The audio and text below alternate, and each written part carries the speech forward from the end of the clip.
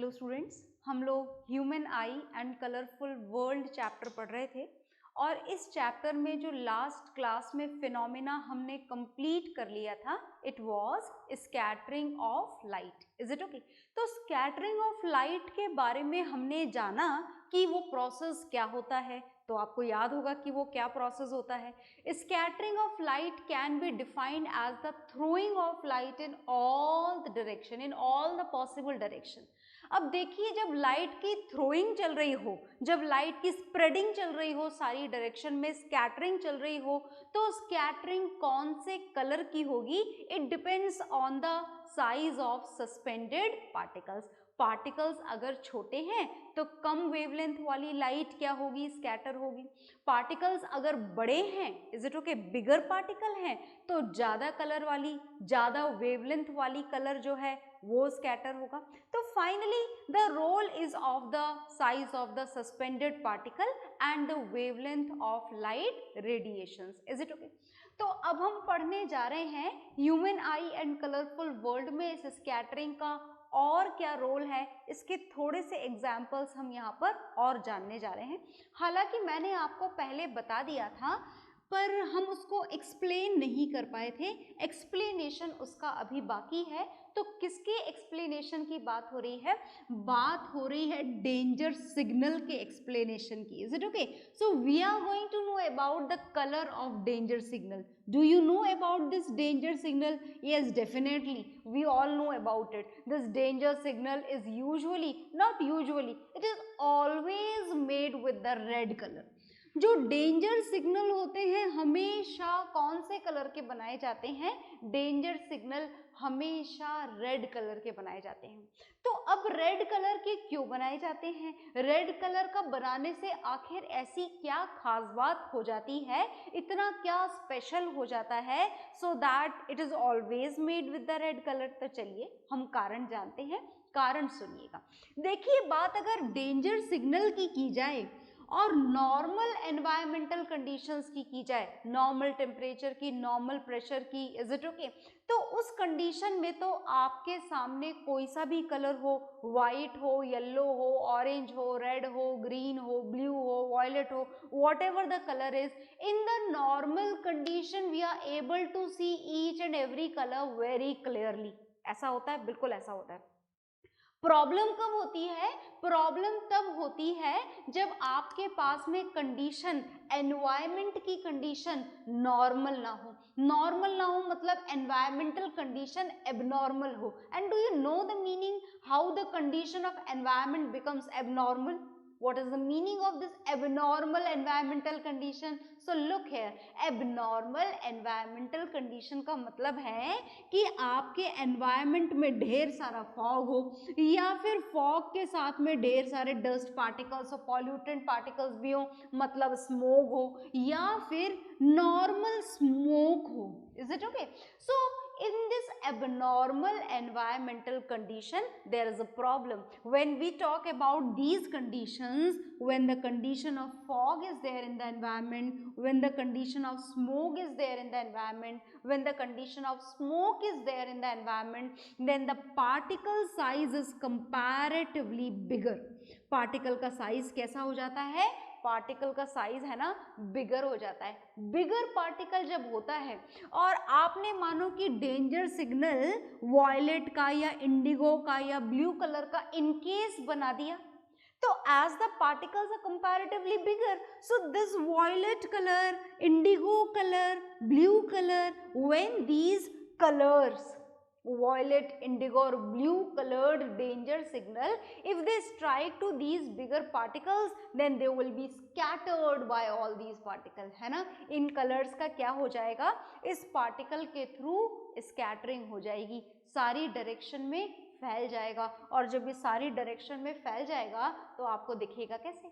और अगर आपको नहीं दिखेगा तो गलत बात हो जाएगी, गड़बड़ हो सकती है, क्योंकि डेंजर सिग्नल का दिखना तो जरूरी है ताकि आपको पता लगे कि there is a danger in that particular position. आ गई बात समझ में? तो इसीलिए जो डेंजर सिग्नल होते हैं वो ऐसे है ना, कम वेवलेंथ वाले कलर के नहीं बनाए जाते हैं, कौन से कलर के बनाए जाते हैं?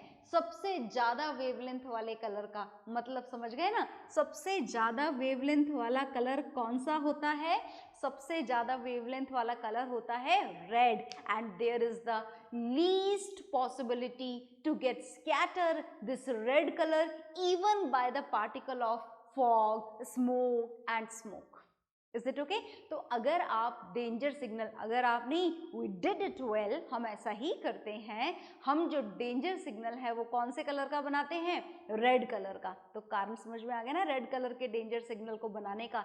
रेड कलर का डेंजर सिग्नल हम इसलिए बनाते हैं ताकि इन कंडीशंस में बिगर पार्टिकल के होने के बावजूद भी जो लाइट रेड कलर की आपके ऑब्जेक्ट में से आ रही है वो इन पार्टिकल्स के थ्रू स्कैटर ना हो, एनवायरनमेंट में चारों तरफ ना फैले और सीधे कहां पर आए?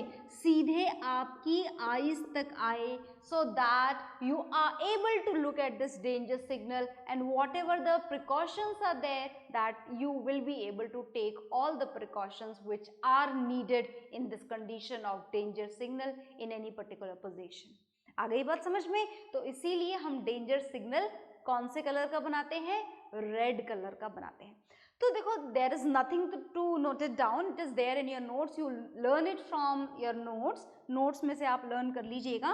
तो अब हम कुछ कारण जानने जा रहे हैं, हम एक्सपेरिमेंट करने जा रहे हैं, एक बहुत छोटा सा experiment, and this experiment proves, this experiment is going to prove, सुनाई दे रही है ना आपको मेरी बात? This experiment is going to prove why the sky appears blue. इस एक्सपेरिमेंट के थ्रू हम प्रूव करेंगे, कारण तो हम पहले ही जान चुके हैं कि स्काई ब्लू कलर का क्यों दिखता है, पर आज की क्लास में हम एक छोटी सी एक्टिविटी के थ्रू प्रूव करेंगे कि आखिर जो स्काई है वो ब्लू कलर का क्यों दिखता है, और सनराइज और सनसेट के टाइम पर सन आपको रेड कलर का क्यों दिखता है, ये भी हम जानेंगे। Is it okay? तो चलिए, हम जानने नहीं जा रहे हैं, हम प्रूव करने जा रहे हैं। जान तो हम पहले ही चुके थे। Is it okay? And to prove this we have to perform an activity. हमें एक एक्टिविटी परफॉर्म करनी है। तो चलिए एक्टिविटी परफॉर्म करते हैं, सुनिएगा ध्यान से, है ना? तैयार है ना सुनने के लिए? बहुत ध्यान से सुनना। A very large apparatus arrangement is required to prove this activity, to do this activity. So look here very carefully. देखिएगा ध्यान से। हमने सबसे पहले इस एक्टिविटी को प्रूव करने के लिए ये लिया, and do you know what is this?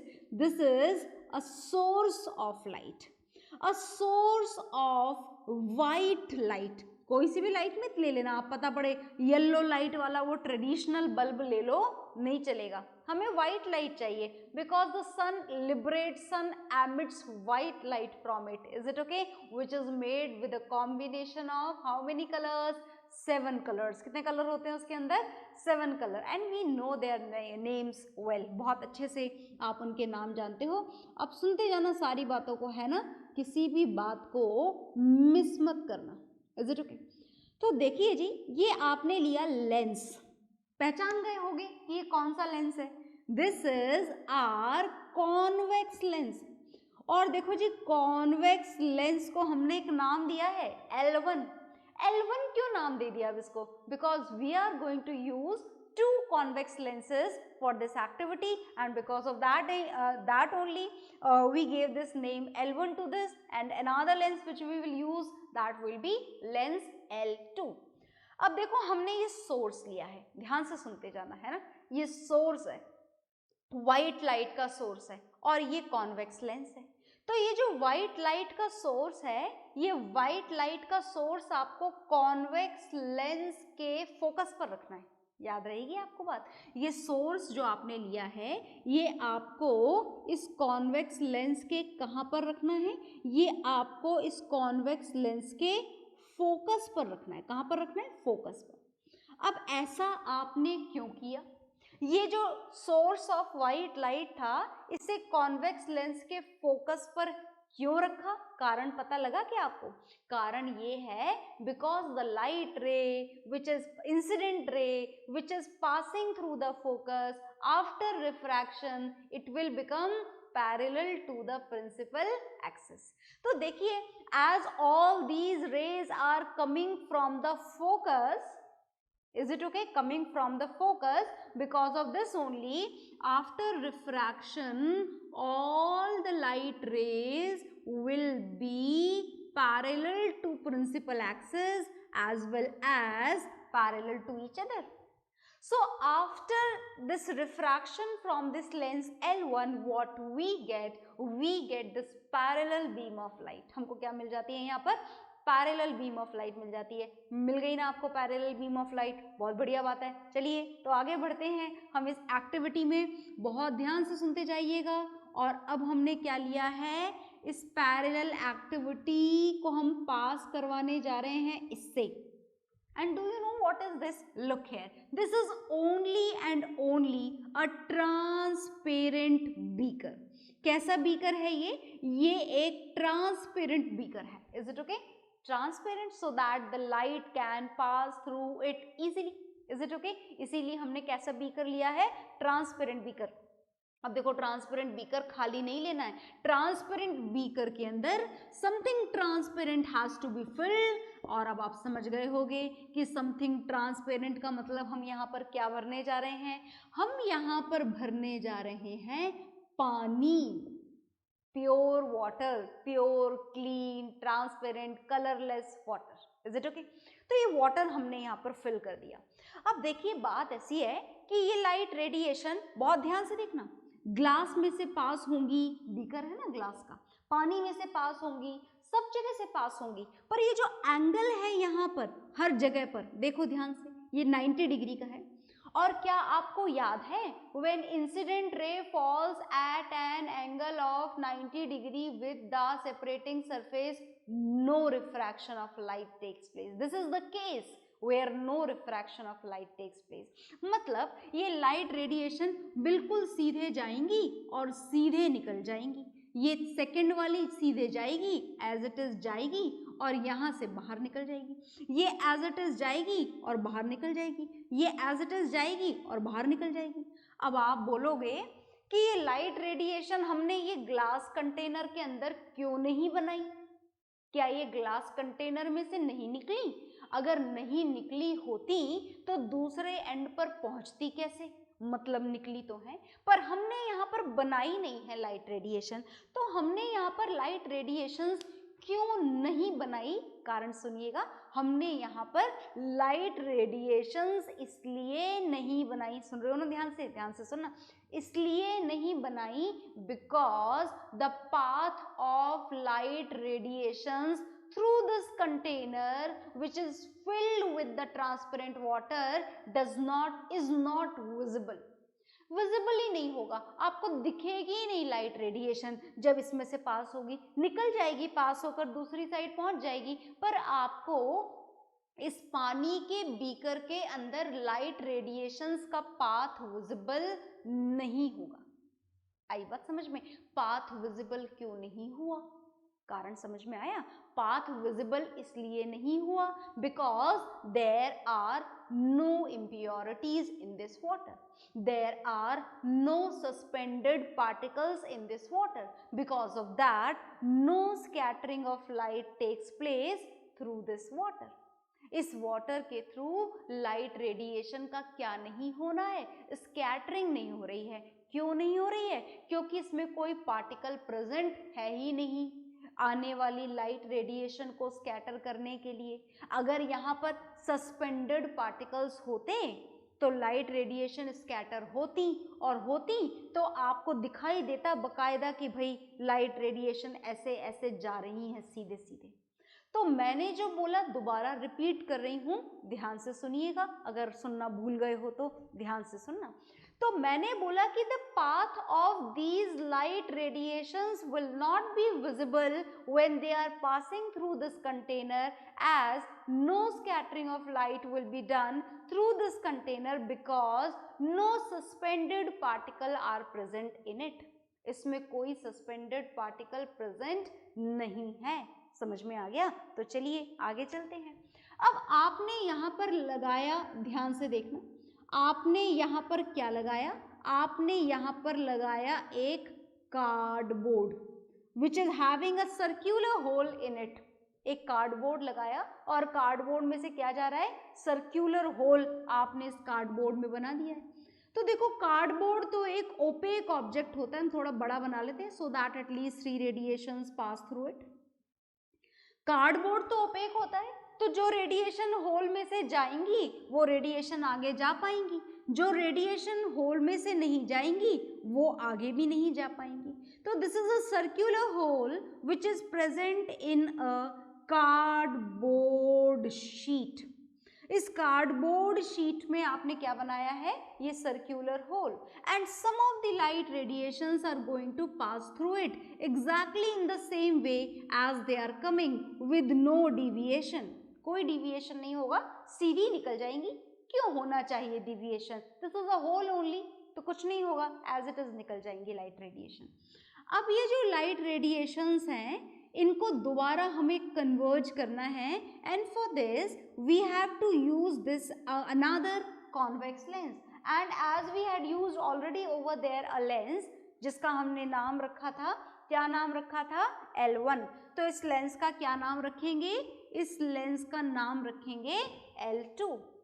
And do you know this is a convex lens, and do you know the behaviour of convex lens. Convex lens is a converging lens. It converges a parallel beam of light. याद है ना आपको, बिल्कुल याद होना चाहिए, याद नहीं है तो गंदी बात है। You revise this chapter and learn it well. Revise the light chapter, right? So look here, these 3 radiations are going to fall on this convex lens which are parallel to each other, and when these parallel light radiations falls on this convex lens, what would happen, this light radiations after passing through convex lens, all these light rays would be converged at a point। light radiation क्या हो जाएंगी, converge हो जाएंगी। कौन से point पर, इस point पर। और यहाँ पर हमने नोटिस करने के लिए लगा रखी है एक screen which should be white in colour so that the colour can be observed easily. तो what happened in all these apparatus arrangement, look here, यहाँ से व्हाइट लाइट निकली थी, the source of white light was kept at the focus of this convex lens, so all the radiations which are coming out through it will become parallel to each other, or you can say will become parallel to the principal axis. And when this parallel beam of light falls on this container, which is a transparent glass container which is filled with the transparent water molecule, these light radiations will move through this, but we are not at all able to see its path. This path is invisible to all of us, so these light radiation will definitely come out through this particular another surface of this beaker, and this is going to pass through a cardboard having a circular hole in it, and these light radiations are going to fall on the another convex lens, after which they all will be converged at a point, and at that point we have keep a particular screen over there. Is it okay? So what happened, white light आई थी, यहाँ से गई, सीधे सीधे निकल गई, और यहाँ पर जो आपको पैच मिलेगा, एक पर्टिकुलर स्पॉट मिलेगा where you can see the presence of light, that would be of white patch। कौन से कलर का मिलेगा, white patch का, क्योंकि सारे कलर as it is गए, सीधे के सीधे वहां पर पहुंच गए। अब हम कुछ अलग करने वाले हैं यहाँ पर, उस अलग को करने से पहले आप इस apparatus arrangement को ड्रॉ कर लीजिए, then we will do the something different with the same apparatus arrangement. So draw it very properly.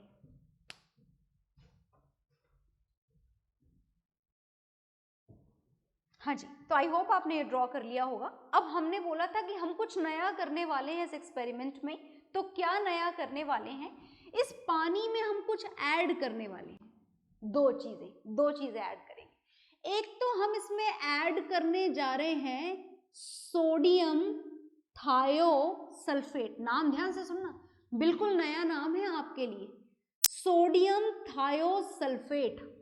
वैसे तो इसका फॉर्मूला होता है पर हमें जरूरत नहीं है, इसीलिए हम नहीं लिख रहे हैं। अच्छा, बस एक नाम इसका और याद रख लेना, सोडियम थायोसल्फेट को हमारी केमिस्ट्री में कॉमनली हाइपो भी बोला जाता है। क्या बोला जाता है, हाइपो। और साथ में इसमें ऐड करा बहुत थोड़ा सा 1 to 2 ml concentrated sulphuric acid. ये दो चीजें हम इसमें ऐड करेंगे, लगभग 200 ग्राम सोडियम थायोसल्फेट और 1 to 2 ml concentrated sulphuric acid. इन दोनों चीजों को हम किस में ऐड करेंगे? इन दोनों चीजों को हम इस पानी में ऐड करेंगे, और जब ऐड करेंगे तो समथिंग वुड हैपन, कुछ होना होगा, इसीलिए तो हमने ऐड करा। बिल्कुल, क्या होगा?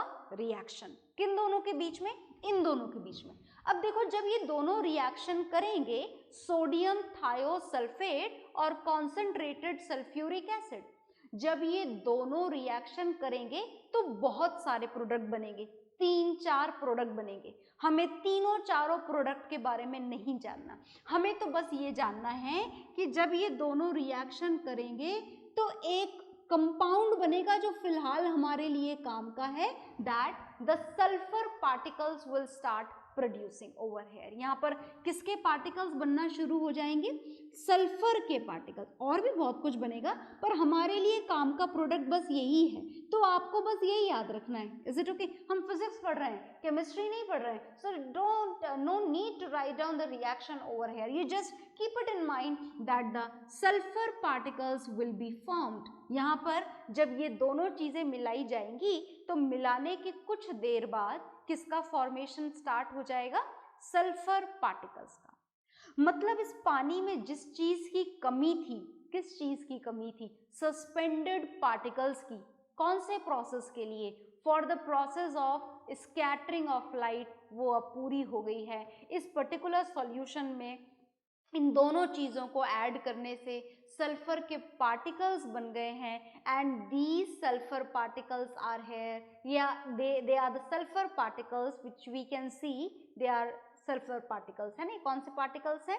सल्फर पार्टिकल्स हैं, which are present in the solution. और अब आप समझ गए होंगे कि क्या होने वाला है। जब सस्पेंडेड पार्टिकल्स आ जाते हैं सॉल्यूशन में तो लाइट की क्या होती है? स्कैटरिंग।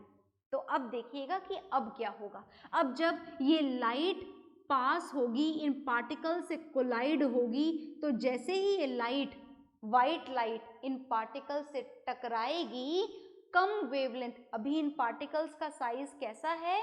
बहुत छोटा है, और छोटा होने के कारण कौन सी वेवलेंथ वाली लाइट की स्कैटरिंग होगी? कम वेवलेंथ वाली लाइट की स्कैटरिंग होगी। कम वेवलेंथ वाली लाइट का मतलब वॉयलेट कलर हो गया, इंडिगो कलर हो गया, ब्लू कलर हो गया। तो वॉयलेट, इंडिगो, ब्लू, ये पूरा का पूरा इस पानी के अंदर कौन सा कलर स्कैटर कर दिया जाएगा? Violet, indigo, blue. आप इसे कॉमनली ब्लू भी बोल सकते हैं। तो सॉल्यूशन में से जो लाइट आपको बाहर आती हुई दिखाई देगी, दैट विल बी ब्लू। या फिर आप यूं बोले कि ये जो पानी जिस कलर का आपको दिखाई देना शुरू हो जाएगा, वो कौन से कलर का दिखाई देना शुरू हो जाएगा? ब्लू कलर का। क्योंकि कौन से कलर की स्कैटरिंग इस पूरे पानी के अंदर हो गई है? Violet, indigo, blue, the colours whose wavelength is comparatively short. Is it okay? तो अब बचा कौन सा? Yellow, orange, red colour. इनकी स्कैटरिंग अभी बाकी रह गई है, और इनकी स्कैटरिंग बाकी ही रहेगी because the size of these sulphur particles is not at all able to scatter the light of yellow, orange and red color. मतलब वॉयलेट, इंडिगो, ब्लू तो स्कैटर हो चुके हैं, येलो, ऑरेंज, रेड यहाँ पर बाकी रह जाएंगे जिनकी स्कैटरिंग नहीं हो पाएगी। मतलब अब जो ये लाइट रेडिएशंस बाहर निकलेंगी, इनके पास में, ये बाहर निकलने वाली रेडिएशंस के पास में violet, indigo, blue colour missing हो चुके हैं। तो फिर कौन से कलर बचे हैं? Yellow, orange and red. मतलब आपका ये जो पैच, जो आपको इन दोनों के एडिशन से पहले जो व्हाइट कलर का पैच दिखाई दे रहा था, अब वही पैच आपको कौन से कलर का दिखाई देगा?